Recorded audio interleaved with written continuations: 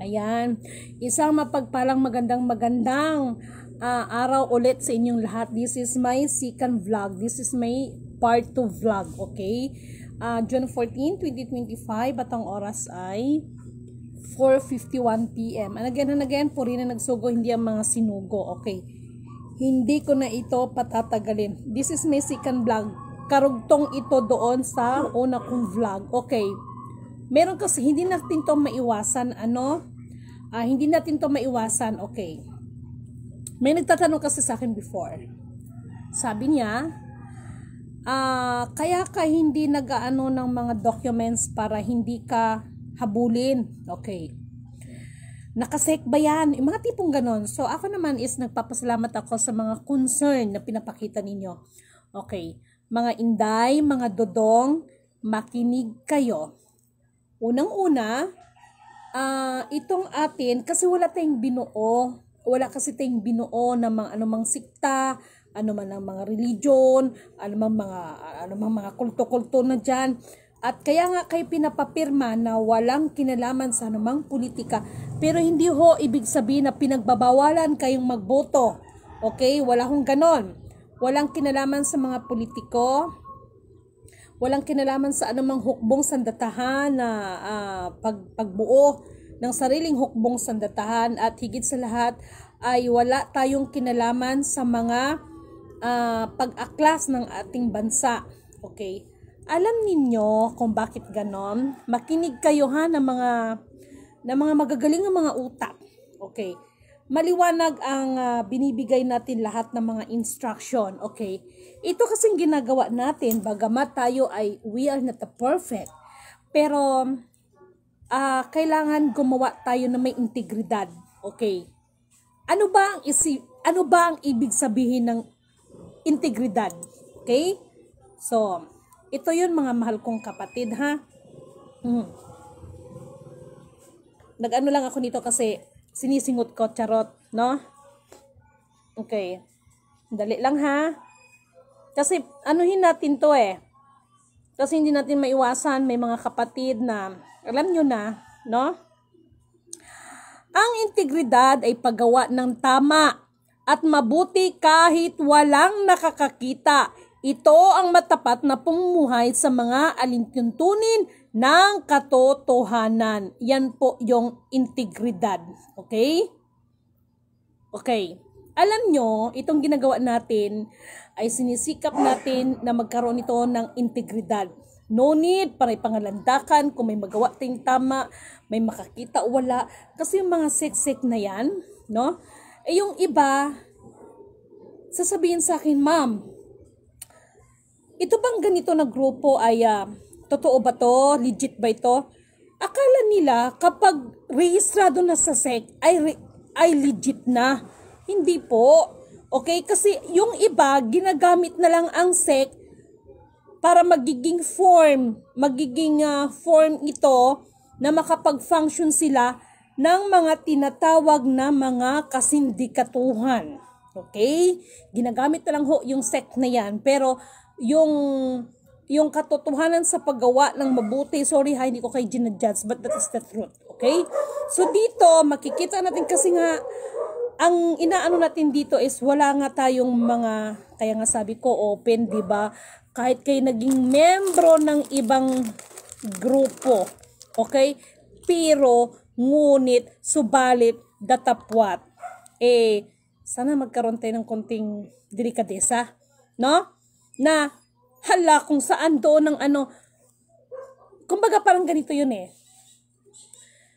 Ang tao is, saway ng gobyerno natin kasi corrupt, kasi buaya, kasi kung ano-ano pa, pero bilang individual na tao, yun bang tipong member ka dito, member ka doon, kasi ang pangako dito ganito, tapos ang nasa utak ng iba, hindi ko nila lahat, pero meron, kasi this is the realidad pag makarelease ako dito, meron pa ako doon. So, ano nagiging tawag doon? Di ba nagkaroon din ng pagkaganid? Baka hindi nyo namamalayan yan.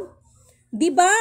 So, ganun po yon. Actually, kaya meron pala ito para sa katanungan nating mahal na kapatid. Babanggitin ko ito kasi ito po ay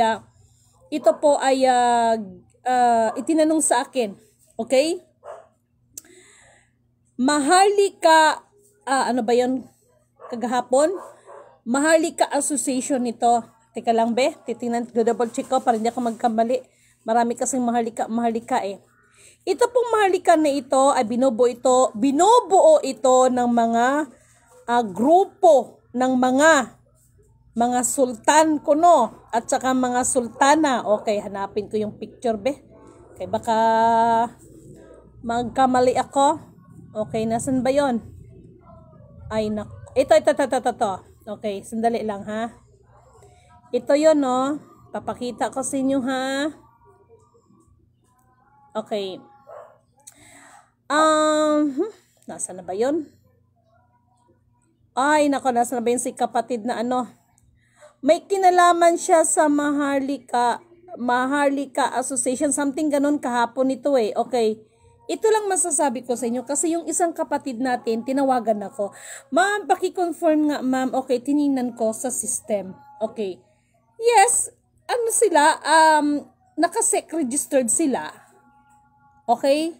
Naka-SEC registered sila but I don't know. Kasi yung Maharlika, saan na ba yun? Taka lang naman.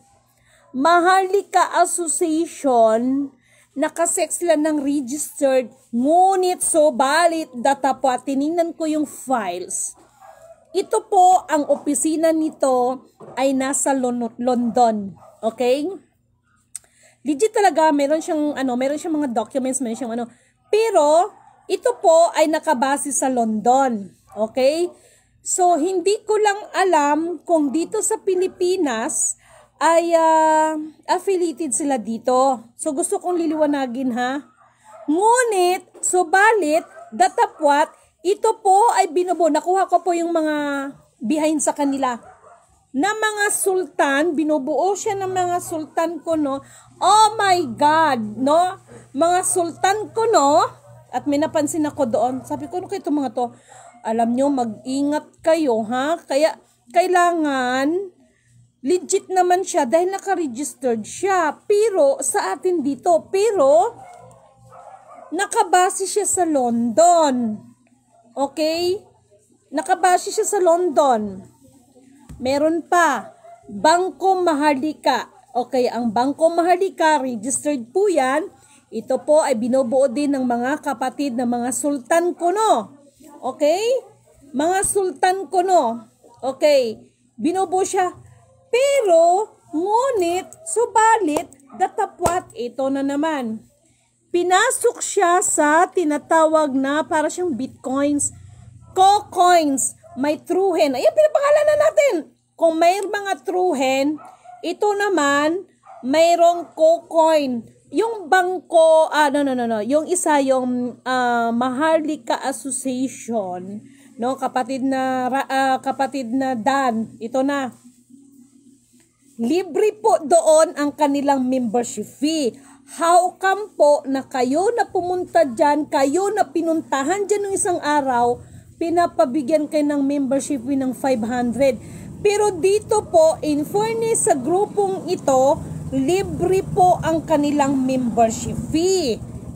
Base dito ha, libre. Ngunit, subalit, datapwat, bibigay ko na lang sa inyo ang ano, i-type nyo to para makita ninyo, no? Kasi binuksan kong access niyan. May binuksan akong access para pag kayo ang magpindot, mabubuksan ninyo. I-type ninyo ang Bangko Maharlika or MHLK Bangko. Walang space. Para makita nyo dyan lahat-lahat. Okay? Kayo na po ang magtuklas dyan. Uulitin ko. I-type ninyo, puro capital letter, walang space. MHLK Bangko. Wala pong ano yan ha, walang space. So doon, makikita ninyo, yan ho ay, yan po ay nakabase sa London, okay? Besides, sa totoo lang, dito sa atin, sa bansa natin, isa lang ho ang mining na pinahintulutan, isa lang po ang mining na may authority, na may lisensya para po mag-join sa cryptocurrency. Okay? Isa lang pong kumpanya yan. At hindi ko sasabihin yan kasi unang-una ay wala ako sa posisyon para iano sila kasi may mga technical tayo na iniingatan na hindi tayo mateknikal. Okay? So, para doon sa nagtatanong, Sir Dan, naka-registered ang Maharlika Association, Maharlika Democratic Association. Ulitin ko, Maharlika Democratic Association. Okay? Naka-register siya, APAN, kumbaga sa taga Bisaya, APAN, pero ito po ay nakabase sa London. Okay? Nakabase siya sa London. So, I don't know how come. Siguro itong mga iba na mga utak na hindi maganda, baka ginamit lang din ito o ginamit lang nila itong aspeto na ito, tapos sila naman ang kunwari na sila yung mga affiliated, okay? Para pala sa lahat ng mga leaders, magkaroon din po kayo ng issue, pipirmahan ko po yan, papadala ko po sa inyo yan, nakatibayan na kayo po ay affiliated sa amin, para po yan sa inyong proteksyon, okay? Na legit kayo na leader, okay? Lihitin mo po kay mga leader kasi para po mabigyan kayo ng proteksyon. Okay? Nagpasalamat ako. Alam nito, ito may mga incident kasi before, yung nagpa-fill up tayo ng mga form, no? Doon sa form ng Maharlika Kingdom of God, yung sa ating kapatid na sultan, na hinarangan po ito ng mga pulis. Yung nakaraan pa ito ha, pero sabi ko nga, ibigay mo number ko or yung police, anuin mo at kakausapin ko. Tapos, maraming salamat din kay Kuya. To make the story short, kaya nga sabi ko, ang mga Marcos ay nagpapasalamat din po ako sa inyo. Okay? Kung ano man ang inihayag ko ay to reveal the truth. Ako po ay nagpapasalamat sa mga pamilyang Marcos na bagamat ako talaga, sinabi ko, I am not the daughter of President F.E.M. Senior, pero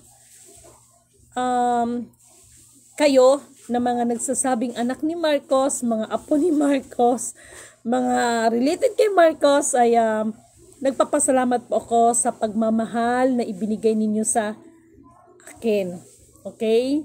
Wala pa akong intensyon na magkasiraan tayo, maghilaan tayo ng pababa, gusto kung maghilaan mo tayo is pataas, hindi pababa.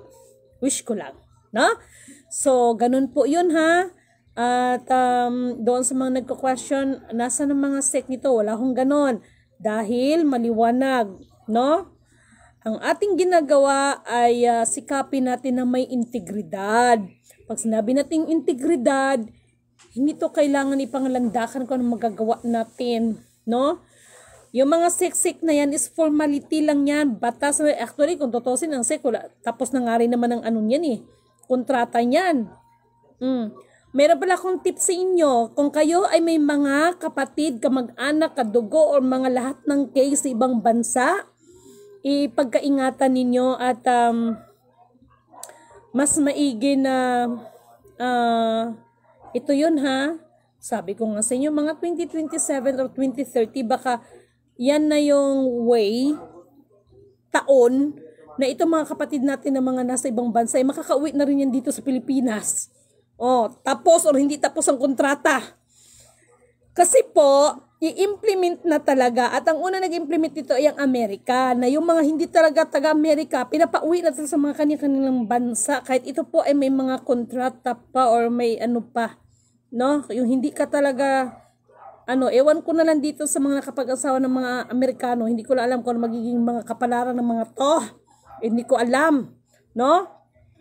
Kasi bagamat nakikita ko kung ito yung programa, pero nasa kanila yung kung paano nila i-implement yan. Maging dito po sa atin yan. Na itong mga banyaga na nandito sa atin, pauuwiin din yan sila doon sa kanilang mga bansa. Kaya nga yung pagkasabi ni Dr. Rosie Rizal, ang hindi marunong lumingon sa pinanggalingan ay hindi makakarating sa paroroonan at kailangan lingunin ang ating mga pinagmulan. Actually, that is the puzzle. That is the part of the program. Okay? That is a part of the program. No? And next time, ididimo ko sa inyo, kailangan ko pa bang sabihin sa iyo ilang kilowatts na lang? Kilowatts? Tama ba pagkabanggit ko? No? Kaya magkakaroon na ng global shutdown. Kung ilang, tama ba? Nasaan ba yung kaibigan nating IT? Doon ho malalaman, no? Meron akong monitoring yan. Kung paano yung transmittal. Kaya ho, yung nangyari doon sa India, pag plane crash noon, nagkaroon ho ng technical noon sa kanilang radar. Hindi siya makasagap. Bakit? Natural, pag hindi ka makasagap, so hindi mo makontrol, no? So ganun. So nandoon yung explain paano siya, even itong mga CBN, mga radio communication, mga telecommunication, pati itong mga website na ito, mga weblink, kung paano po 'yan, no? Kung saan 'yan kumukuha ng pinaka main na source bago mag-transmittal yan sa kanila. Kaya ho sila tinawag na channel. O, ayan ha. O, ayan, may mga idea na kayo sa akin. Hay, charot lang talaga. No? Yung iba, madaling magsalita na, shutdown. Pero, hindi pinaliwanag, paano nga ba mag-shutdown? No? Ganun. So, ganun yon. Meron talagang isang sistema na Iran. Alam niyo ba kung bakit ka nagsasay ng ganyan? Mula nung nilikha ang mundo, itong tatlo na ito, actually, system yan. Mga batas yan. Okay? Alam niyo, inuunti-unti ko na sa inyo ba? Unahin, hanapin ang katotohanan at ang kanyang katwiran upang lahat ng bagay ay idaragdag. Ma'am, pasin po nung need ko sa docs. Okay. Nagdadaldal pa si Lidimen. After nito, Madam Lidimen, tuloy. Madam RD, isisend ko na sa'yo. Actually, meron akong draft dito, okay? Ikaw na bahala mag-ganyan, tapos isend natin, okay? Sige, itatype ko sa'yo. Okay, bye-bye na. May gagawin pa kami ni Ma'am RD. Okay, thank you so much. Sana mga mahal na kapatid, maliwanag sa inyo to, okay?